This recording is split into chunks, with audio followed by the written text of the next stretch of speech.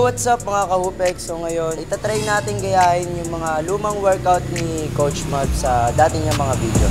So yun, shoutout nga po pala kay Coach Mavs dahil dito sa mga drills na to. Ang una natin gagayahin sa drills ni Coach Mavs is yung V-dribble plus between the legs. So try natin ng mabagal lang muna.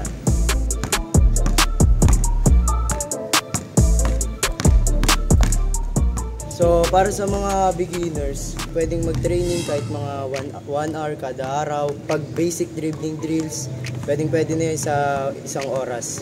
Pero ako dati, nung bata ako, nung 1 year talaga ako tuloy. Nung mga after 2 years, talagang 3 oras na ako nagdi-dribble. Una, isang kamay lang, tapos next na nagdadalawang bola na ako.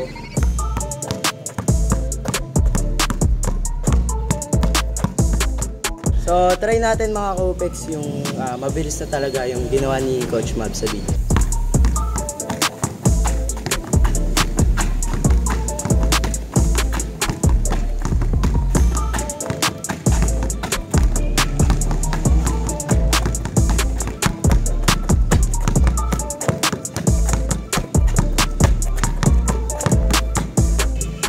Ayun, ang hirap, nakakapagod. And sobrang dami kasing talagang igagalaw mo sa dribbling drills na.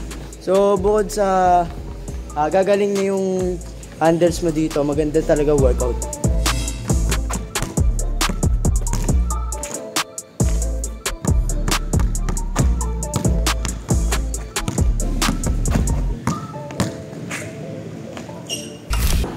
So, ang pangalawang ginawa ni Coach Mavs sa video is yung ganun pa rin, may sinamahan lang syempre ng behind the back. V-dribble plus between the legs plus behind the back. Sobrang advanced na ito mga ka-Hupex. So, try natin ito ng mabagal lang.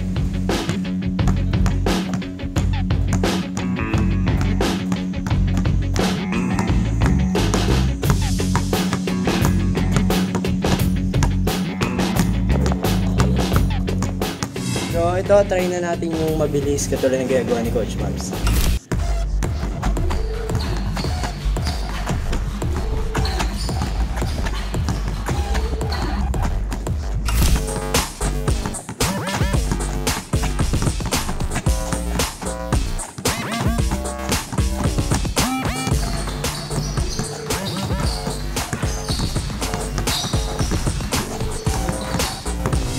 So yun, shoutout nga po pala kay Coach Mavs dahil dito sa mga drills na to.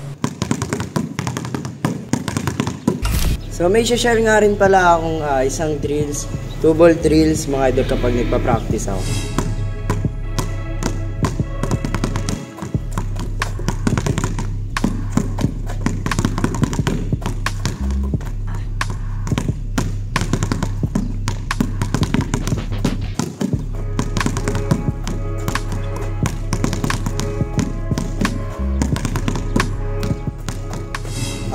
Itong 2-ball drills na to mga idol, pampalakas na syempre ng ating dribble, pero na sa kaliwat kanan. So mas maganda to mga idol, finish to the basket tayo pagtapos ng drills natin.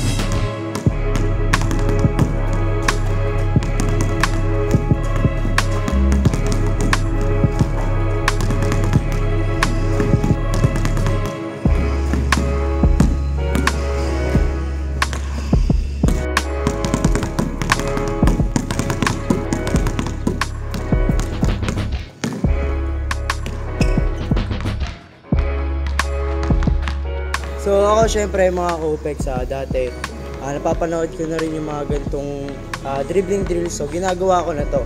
Ngayon pa lang hindi na ako masyado nahihirapan. So syempre practicing yung weakness nyo sa pagdi-dribble. Tuloy-tuloy lang sa pagpa-practice, araw-arawin nyo. Pag nakuha nyo na, ayan, syempre bubunga rin yan. And talagang hard work dapat sa pagti-training para makuha nyo yung ganitong klase ng dribbling drills. Kung meron pa kayong gustong gayahin namin na dribbling drills or moves sa mga NBA player, comment down below. So until next time mga ka-Hupex, yun lang. Peace!